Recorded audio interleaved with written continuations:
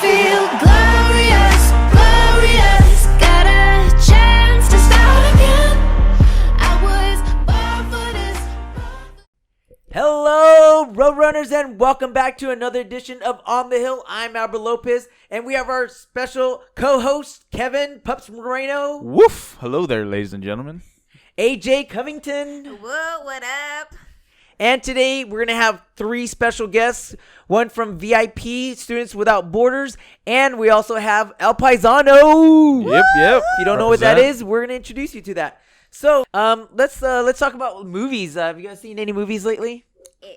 It? I seen it. I've heard a lot of rave about it. I'm actually going to check it out today. You haven't seen it I yet? know, right? This whole time you haven't seen it. I know. Oh, I haven't had the time. Well, Halloween's coming up. I mean, have you also have any of you attended any of these mazes, like the amusement park mazes? No, like but I'm No. supposed Hollywood to be Horror going Nights? next weekend. Yeah. to Universal Studios Horror Night. Nice. I'm excited. That reminds me, actually, we have a film club actually that's going to be working on a maze for Yes. club The Boo Boo Bash, Bash. Boo Bash. maze. That's right. And so, yeah, if you're all interested, please check out his videos because I have a feeling he's got some actors actually that auditioned, Oh. and I think it's going to be really scary. So I'm hoping that I they think it's do a going to be really really good. good. It's I our honestly first believe time. so. Yeah, that's cool. Yeah, it's going to be our first maze, and I really I excited hope it about succeeds. You know, let's go out and support it so we can get more of it That and sounds- only improve on it. Definitely. So we can do a better one next year. So Top come that out one. and support. Heck yeah, dude. We always have to top things out. So we're gonna go ahead and go on break, but we'll be back with our special guests. Thanks again, and we'll see you in a little bit. Stay tuned, ladies you. and gentlemen. Hey guys, it's Asiana. I just want to announce that Rio Hondo is hosting a beautification of Workman Mill Road, where we need at least 100 students to come out and repaint the Vane mural. It's going to be located on the east side of Workman Mill Road between Oakman and Colford. It's going to be on Saturday, October 7th from 9 a.m. to 3 p.m. And we just need you guys to come out and repaint the mural. We need to beautify Workman Mill Road. It's definitely a good cause, so come out, have fun, bring some friends, and hopefully we'll see you Saturday, October 7th. So have you heard about these squirrels these days? They're very aggressive here on campus. It's building a fear. What do you guys think? Yeah, man, these Oh, squirrels crap. are really crazy. They're just like all over the place. You know, you're trying to eat, and all of a sudden they jump at you, and you're like, "Oh my god, it's a squirrel!" And then you drop your food, and then they take your food. It's an epidemic here. at Oh my Rio. gosh, those nutty squirrels. What about you? Well, they haven't really attacked me, but I do hear them all the time, and it's really creepy. Creepy. Well, welcome back to On the Hill. We have our special guest. There is a fear being built here on Rio Hondo campus, squirrels, but there's even a bigger fear going on, and that's DACA. So let's go back and talk about DACA. Now, recently, the President Trump has rescinded DACA. Now, we know that has caused a lot of fear with our students, but also uncertainty. So, Diana, can you introduce yourself a little bit about yourself, what programs are you involved in, and what your major is? Okay, so hi guys, my name is Diana Laureano. I am a student here at Rio. I am the president of Student Without Borders, VP of AGS, and I'm majoring in psychology. So I want to talk to you guys a little bit about Student Without Borders. So Student Without Borders is an organization in campus that unites dreamers and their allies to come together and actually advocate for dreamers, especially with what has been going on. It's kind of, there's a lot that has been going on, and we do need to put a bigger focus on that. So yeah, we're here to advocate for dreamers, and we also offer them a lot of resources, especially at the First Year Success Center. So Okay, great. And Brandon, can you introduce yourself? And Yeah, what my you're name is involved in? Brandon Pablo Leon, and I'm here with the Government Relations program here at Rio. And really, I'm here to support Diana and what we're doing with Students Without Borders, trying to do what we can to support our undocumented students in light of these recent events. Great. I really appreciate that you're helping our students out. And you're a student as well. Do you have your what is your major? My major is political science and communications, and I'm actually a former member of the Rio Hondo College Board of Trustees. Awesome. That's great. Okay, so then let's get started. First question will be to Diana. How have the students at Rio Hondo College responded to this event? So, Student Without Borders, we have been working on many things right now. The specific ones are letters, but we'll get to that in a moment. But we have meetings every Thursdays from 4 p.m. to 5 p.m. where we come together, we discuss what has been going on. When there are workshops available, there was recently a workshop on advocating, how to advocate, and we just inform our members, which are dreamers and allies, on what to do and what they can do to help out. Great. And so, Brandon, this is for both of you, Brandon and Diana. What have you done to advocate for Dreamers here at Rio Hondo College? Well, we started with looking basically into letters to our Congress members. So we started out with 2 different types of letters, Diana. Okay, so we have 2 different letters, as he said. One of them is actually personal stories that we're going to send out to these Congress members. These are stories from Dreamers. So what we do require is half a page to 1 page writing about their story, basically what they went through, what they experienced as Dreamers, and how this has impacted them. Personally, I'm actually a Dreamer here at school as well, so this is something that's really important to me, and I know that a lot of other students, other Dreamers like me, have felt, I guess, kind of lost or stuck right now because DACA ended and they're giving Congress 6 months to do something about it. But, we're kind of stuck in the middle. We don't know what's going to happen next. So that's why we are pushing for those stories, because with those stories, they'll actually put a face to these Dreamers, because not all Congress members have heard stories from Dreamers or have even ever spoke to one. So that's really important to get out there. Can you talk to us about the progress you made so far pertaining to these letters? Right. Well, actually, there's 2 letters, and one of them is personal letters, like Diana just talked about, and the other one is basically are like kind of a general letter that we're having students sign. So we've gone around campus and we've worked really hard the last couple of days trying to get as many letters signed as possible. So far, I'm very happy to say that we have about 1,500 letters signed thus far, which is actually really good for just a couple of days of work. We've had our students working really, really hard to make that possible. Both Dreamers and their allies have been going around talking to students, having them sign these letters. And so we're taking these letters basically to our Congress members who are not as supportive of DACA that are in our area. Yeah, I just want to make a personal comment. I've seen you actually going around campus really pushing for this, and really appreciate the fact that you're making an effort to help change and help these DACA students out. What can people do to get involved? Well, as of now, the letters are a big part on the personal stories. So if you are a Dreamer, please send in those stories. You can turn them into the First Year Success Center with Angel. We also, if you guys haven't signed yet, because I know we have been going out to collect these signatures. If you guys haven't, please do so. You'll find copies at the First Year Success Center as well, or there has been emails sent out, and they attach the PDF of those 3 letters. Now, I haven't had the opportunity, and I really support what you're doing. I'm not a DACA student myself, but I do support DACA. Do you have any of these documents with you right now? And I'll sign it right now. As a matter of fact, we got one right here for you. That's Alex. awesome. Bring Here you it go, on. sir. Got it just for you. Awesome. Thank you. All right. So here you go, students.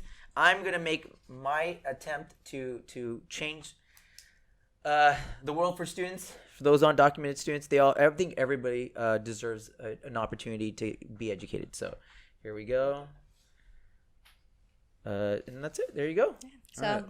Well, thank you, Albert. And this is a really important thing for us all to work on, because it was like the great Martin Luther King Jr. said, "Injustice anywhere is a threat to justice everywhere." And we have a duty to each other. We are brother's keeper. We are sister's keeper. And if we believe, every student has the right to an education, the right to pursue their dreams, to live in equality, that this is the type of thing we should be pursuing. So what we're going to do is we're going to take these letters that you just signed. Like, we're going to take this letter that you just signed, and we're going to go to our Congress members, Dana Rohrabacher, we're going to Mimi Walters, and we're going to Ed Royce, and we're going to visit their office and attend those meetings to try to take this issue and put a personal face on it, and also just show exactly how much support we have in our community for Dreamers. That's great. And I hope this movement really goes really far. What are your plans for the future? well, our plans for the future is to keep going, keep advocating, hopefully make calls to Congress as well. Student Without Borders does have a lot planned for these sort of events. So if you guys want, if you're a dreamer or an ally, come join us. Student Without Borders meetings Thursdays and LR 101 from 4 p.m. to 5 p.m. We'll always have information there. We're always trying to keep up to date because there are a lot of bills being introduced to hopefully get something out there for dreamers. Yeah. And if you can't make those meeting times, still come by. Please get involved. There's so much out there that you can do that maybe you didn't even think of or you didn't even know about. So just stop by the Fisher Success Center and maybe you can get involved too.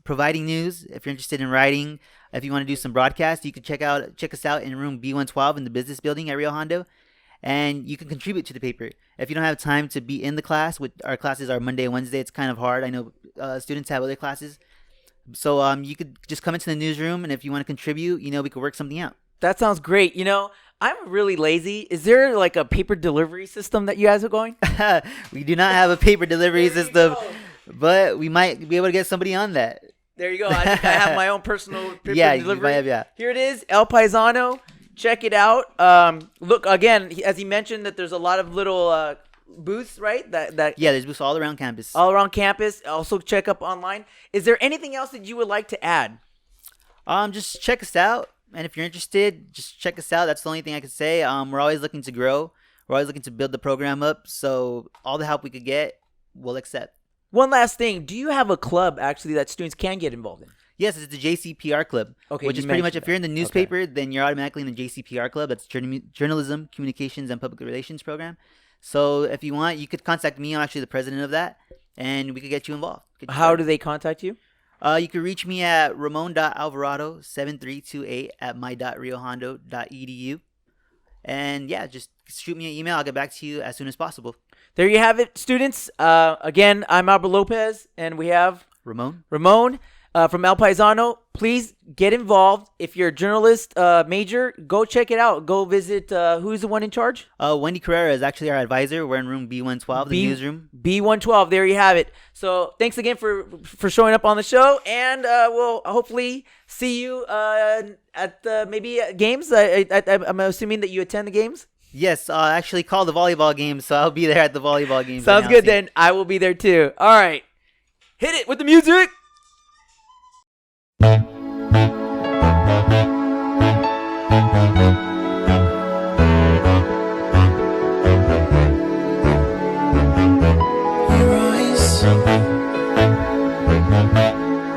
When the night has come and the land is dark y la luna es la luz que brilla ante mí, miedo no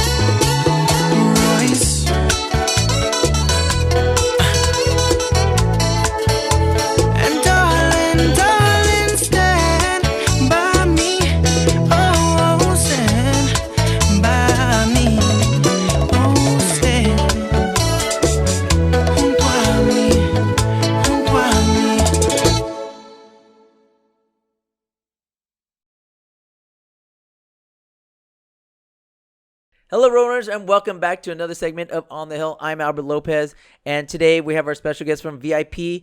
As you all know, that October is Domestic Violence Awareness Month, and so can you introduce yourself and tell us a little bit more about what VIP is? Yes, my name is Oralia Alcorta, and I am part of the Rio Hondo VIP program. VIP stands for Violence Intervention Program, and we are a group of students and non-students, counselor advocates that provide services for students who need additional support, resources, or any kind of advocacy for experiencing trauma as domestic violence, sexual assault, or any services that they need. Like he said, October is a Domestic Violence Awareness Month, and this month we will be having many events for the first week of October. One of our first events we will be having is called the Silent Witness Campaign, and the Silent Witness Campaign is traveling exhibits of life-size red wooden silhouettes. Each represents a woman who was murdered by her husband or intimate partner. Because these women no longer have a voice, the silhouettes are called silent witness. The objective is to remember by honoring each woman, to create awareness, and to promote action. Also, we will be hanging myths and facts, door tags or door knocks around campus. The third thing we'll be doing is doing domestic violence ribbons for students to pin on an article of clothing or on your backpack to show that you support those affected by domestic violence. And lastly, we'll be having our Real Stance United ribbon pin up wall. We encourage that all students pin up a ribbon for you or anyone else you know who has been affected by domestic violence directly or indirectly. The goal is for the ribbon pin wall to show that domestic violence is real and that anyone through it or who has previously gone through it is not alone. We here at Rio Hondo stand together and united to empower all survivors and those currently in the domestic violence relationship to have their voice be heard. We will also be having other events going on throughout the month of October, but for now, that's it. Well, thank you so much for being on the show, and we really appreciate the information you brought and everything you're doing for domestic violence awareness. And well, there you go. And I hope you're going to be coming back soon, I guess, for another episode. For the second week of October, we will be having a resource fair, and in the third week, we will be having a healthy relationship workshop / art therapy. And we hope that everyone will come out and join us. There you go, students. Be the change. Show up to these events. We really appreciate the support. Thank you very much for watching.